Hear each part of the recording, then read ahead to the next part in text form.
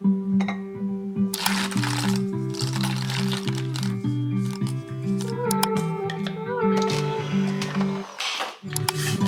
paint me thankless, just have to say this. Know you down with the way you move. Lost in your fragrance, still makes me anxious. Hi guys, if you're new here, my name is Jenna. I film a lot of productivity, lifestyle, bullet journal videos and vlogs, so if you want to hit subscribe, I'd really appreciate it. Welcome to a Q&A. Also, it's 7:30 right now, and I'm on the public streets of Arlington, and people are definitely on their morning walks right now, walking by my car being like, what is she doing? But good morning guys. This is a Q&A. I haven't done a Q&A in a while now, and I've got lots of new internet best friends here, so I thought it'd be a good time to do a post-grad Q&A. I asked you guys on Instagram to submit any questions, so make sure you're following me there if you want to submit some next time. We're in my car today. This is a car chat Q&A. It's Thursday morning. I have my morning coffee. It's a big one. I figured we could just have a coffee date chat and answer your questions. Post-grad, work, and living alone. I just asked you guys to ask me anything. So you guys seriously came through with the questions. I don't know if I'll be able to answer all of them. We'll see. I'm gonna try my best, but I'm gonna start from the very beginning and let's just get started. How did you handle stress of finding a job post-grad? I'll link my education story here, but honestly, I got really lucky, I think, with finding my job post-grad because I actually interned at the company that I work for right now when I was in college. So definitely check out that video because I go into more detail about how I found my internship, how I found my company, and how that landed me a full-time offer right out of my senior year of college. So I didn't really find too much stress. I think you just have to think about what type of skills you want to learn post-grad. Maybe if you know what type of company you want to look for, just start Googling them, go on LinkedIn and find their job postings and it'll come out in no time. But don't be stressed. Don't worry. What part of living alone makes you most excited?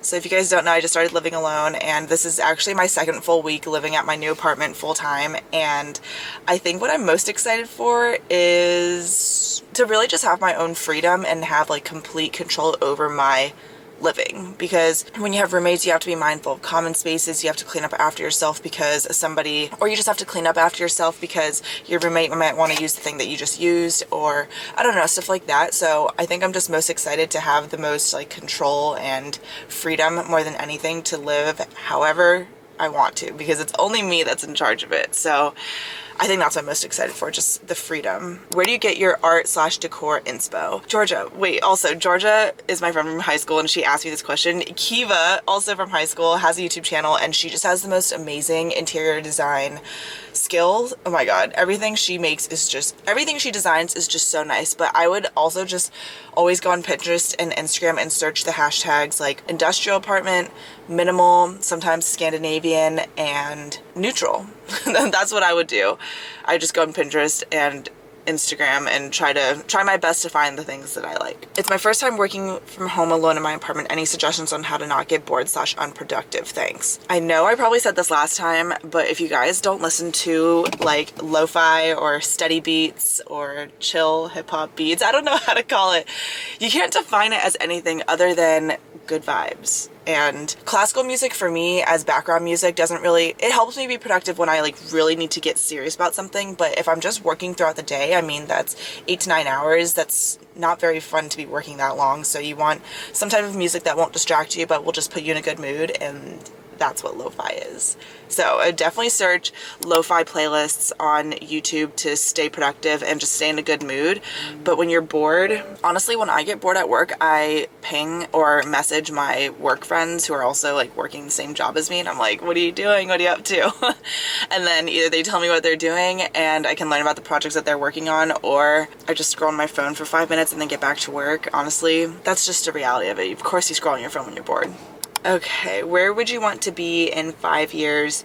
Where do you see your YouTube fitting into your long-term post-grad life? That's by the same person, and I think that they're kind of related. Selena, hi. I think where would I want to be in 5 years? So I'm 24 right now. In 5 years, I'll be 29. I think I'd like to be married when I'm 29. Oops.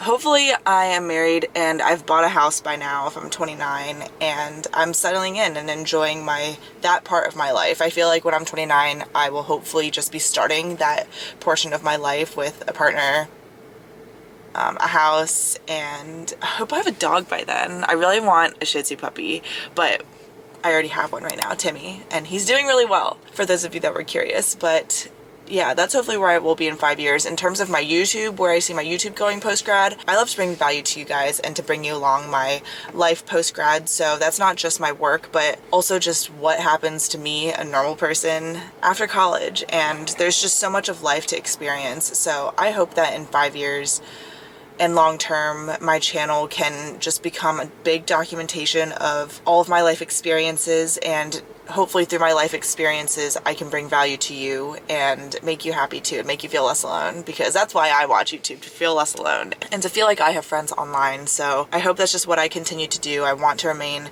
relatable and just be as myself as possible and see how I am, and hopefully you guys will see how I grow as my channel grows too. So yeah, I guess we'll see. We'll see where my channel takes me. Who really knows? Not me. What's your favorite thing about not being in college anymore? Homework? Like oh my god, it's homework. Can you believe that I had homework in college? I think my favorite thing about post-grad life is just that you do your work and then you've earned that free time off, and like, you know, that's your free time to do whatever you want with your day after the work day ends. So, okay, you guys, I moved you. If I change positions, my camera like was overheating. But I know the question I was on, when the work day ends, I know I've earned that time to not work and to just do whatever I want. So that's definitely what I don't miss. I guess related, hardest part about not being in college, someone's definitely watching me right now.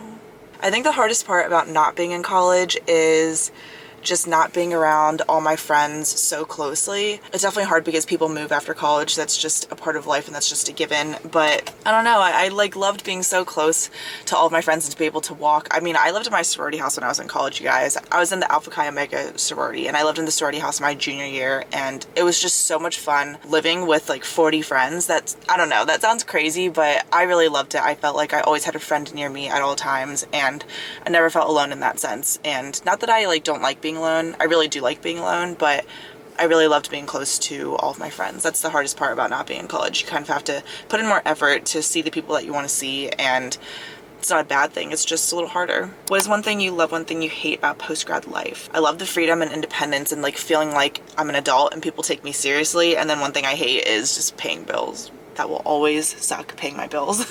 What appliance do you use the most with Thomas? Appliance? I don't know.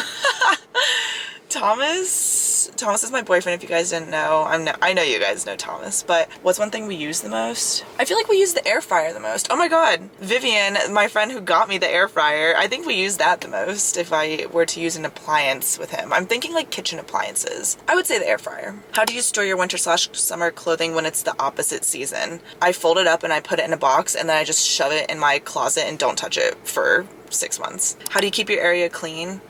I honestly just have the type of personality that I need to clean before I go to sleep, or else I just don't feel mentally in a good space. But I think it's also easy because I have such a small space, and all I have is like my living room, my bathroom, and my bedroom, kitchen. Everything is so small. I mean, my apartment's 574 square feet, so it's not really hard to clean up, and it's also faster to clean up if you clean up more frequently. So I just like doing it because it kind of gives me like a mindless, productive chore, so I always like cleaning for that reason. How is living in Arlington, Virginia? I love it. I really love it. This is my 3rd year in Arlington, and I love it. I don't know how long I'll be in Arlington for, but as long as I love it, I'm staying. Favorite rainy day activity? Bullet journaling. How do you like Nova? I've been in Leesburg, VA 5 years and love it. I guess it's related to living in Arlington, but I also love it. What made you decide to live in Arlington instead of DC? Was finding an apartment hard? Okay, so my office, if you guys didn't know, for my job, I work in corporate consulting. My office is in Tysons, Virginia. Arlington's actually the perfect sweet middle spot between my office and DC. So where I live right now, if I were to drive to the office, which I usually do when I do go to the office, it takes just around 15 minutes, maybe plus or minus like 3 minutes. That was the main reason why I chose Arlington. It was was a really close commute to my office, but it was also really close to DC that I could just metro in if I wanted to. And I live a 3-minute walk from the metro, so it's actually really easy to go to DC, but that's the main reason why I chose Arlington and not DC. I actually think Arlington's probably a little bit more expensive than DC. Yeah. That's why I chose Arlington. It's closer to the office. Any tips to make new friends in a new city right out of college? Start with your mutual friends if you have any, and just meet friends through your friends.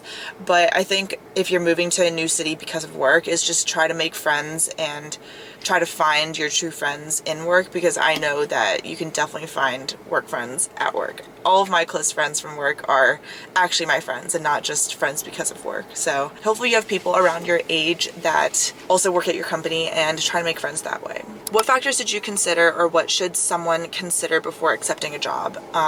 Definitely look at the benefits, look at the glasses. So the vision's important, the dental and medical benefits, definitely look into all of that. Look into what the 401k return back is for your company, because it varies. It could be something really low, and I think even if it's low, if you love the company, still take that job. But yeah, knowing the 401k return is really nice, because it's basically free money that the company's giving you. Something that I really consider when I was accepting a job, more like aside from the official things, is just the people. I tried, since I interned there, I really did my best to learn, okay, do these people actually like each other? Do they like the job that they're doing? Do they like their day-to-day? And I think the answer was yes, because everyone liked each other, and there was a really strong office culture, which is something that is so important to me, because I mean, honestly, government contracting, it's not really all that interesting, at least to me, but it becomes interesting, and I don't hate it because I like the people that I work with, and I feel respected by the people that I work for. So having a strong office culture is something that is so important, because even if you absolutely love your job, doing it from 9 to 5, or I mean longer than that, is that's a lot. So having a strong office culture and just making sure that the current employees already feel respected and happy, that's really important too. So how do you find time for friends / social life while having a 9 to 5? So I try my best. I think you guys probably see this if you watch my vlogs, but I do my best to see people after work. Now that I'm vaccinated and I know that my friends are vaccinated, I feel pretty safe seeing them. So I try my best to schedule seeing people after work. I feel lucky that I live really close to the people that I do see. So living close to friends is always good, but I make time just because otherwise I would just be working longer than I need to. It's a good reason to log off, to know that, okay, I'm going to go see my friend after this. So I need to finish work, and there's no reason to work any longer because I have people to see. I think just finding the time, even if you feel exhausted, I just see it as it's on me. I mean, it's a two-way street, of course, but it's on yourself if you want to be intentional about who you see. So how do you find time? It's because being around people and being close to my friends, spending time with them, that's truly what gives me so much joy. I think, like, I love hanging out with my friends. It just makes me so happy, and I feel like there's more meaning in life when I can share my life with the people that I love, and I just love all of my friends. I feel like that sounds really weird, but I've never really found it too hard to find time. It's hard when it becomes like back to back, and then at some point you're prioritizing more seeing people than prioritizing your own personal self-care. So finding a balance is hard, but just trying not to go overboard. Maybe don't do something Friday, Saturday, and Sunday with people, but maybe just Friday and Sunday, or just Saturday, something like that. Finding a balance and being in tune with what you need versus when you want to see people is always really important too. Do you plan on getting a pet? Yes, one day, but hopefully want to have a house. How are you liking it so far living alone? I know I touched on this earlier in the video, but I just love living alone. I feel like I'm really becoming an adult because I'm in charge of my own space. I can't blame anybody for anything mentally, and I don't know, it's just a big responsibility that I love because I feel like I've earned my experience living there. I feel like I've earned living alone, and I'm at that point in my life where I can experience that. So, and I'm fortunate enough to have a job that allows me to live alone and to afford it. I love it though. I don't feel lonely at all. I never feel lonely. I really enjoy being in my own company. I love silence. It's just nice. Want to get marks again? Yes, of course. Of course I want to get marks again, Rachel. What are your budgeting tips post-grad who's living alone? Love your videos, by the way. Thank you. That's so nice. And then how do you manage your costs living alone? So with every single paycheck, delegating money straight away to your savings after your paycheck is helpful, and figuring out what your variable expenses are. So you don't need a crazy spreadsheet, but just know what are all of your monthly payments, your car payments, student debt, rent, utilities, parking, internet, and Netflix and stuff. Just total out what all of those are maybe you need a spreadsheet for that. But for me, I don't track every single expense and transaction that I make because I've tried that so many times. It doesn't work. I don't ever keep up with it. But I just kind of have a general idea of what my variable spending is each paycheck. So after savings and after all of my fixed expenses, how much money am I playing with? And how much of that do I really need for like groceries and like household supplies? Just kind of generally, I like keep this all in my head, which isn't really the best idea, I think. I just know that like I won't use a tool. I tried having an Excel sheet, didn't work.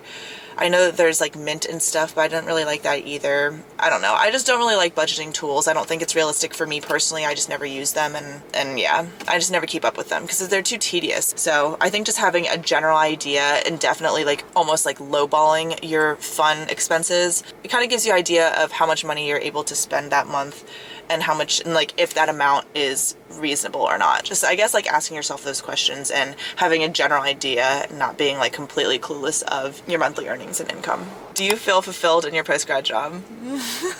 You know what, I'm just gonna be honest. I don't really feel that fulfilled in my post-grad job, and I just think that's completely normal. Like if everybody was having their dream job post-grad, that doesn't exist. That's not real life. So I wouldn't say that I feel completely fulfilled. Is it rewarding sometimes? Absolutely. And when I get a deliverable done for a client and then that project is complete and executed and the client's happy, is that rewarding and fulfilling in a sense? Yeah, sure. But is it fulfilling to me and who I am as a person? I don't think so. And I'm not afraid to say that. Even if someone from work is watching, that's fine.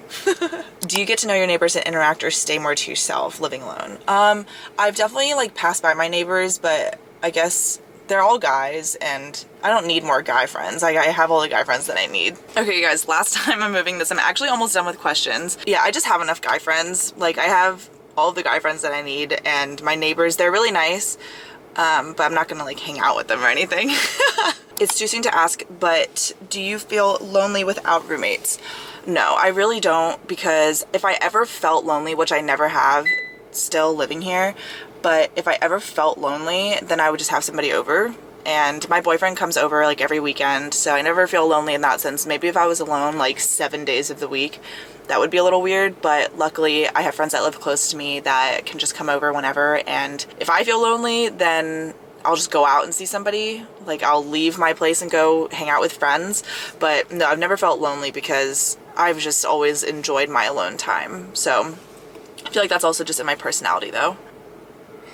How have you navigated making friends post-college? All of the people that I see now are all of my friends from college. I think making new friends or from work. Hopefully if you have even just one mutual friend, I mean, go hang out with them and meet some of their friends and meet other people that way. It's definitely harder than it sounds, and it's definitely kind of awkward to meet new people, but just try your best and go out and seek those new friends. You can't expect the new friends to come to you just because you're scared of making new friends. If new friends is something that you want, then do what it takes to meet new people and put yourself in those situations where you can meet new people. How has work been since your promotion? It's been really good. Thank you for asking. I have a project that is pretty interesting. I think I'm just giving myself a lot of pressure thinking like now I'm a senior and so now I need to perform as a senior. In my job, I believe you're a senior for around like 3 or 4 years. So I'm just in the beginning. I think in my first year, I should just be expected to lean into what a senior does and be ready to take that on. So still a lot of learning, especially in my first year being a senior, but